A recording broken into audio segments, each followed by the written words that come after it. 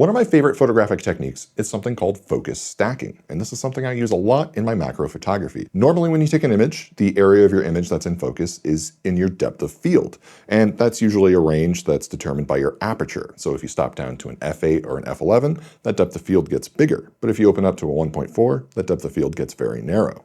Now in macro work, you're working with very, very thin slivers of depth of field, very, very tiny. So in order to get a small object completely in focus from front to back, you're going to need to take a series of images at different focal distances and merge them together.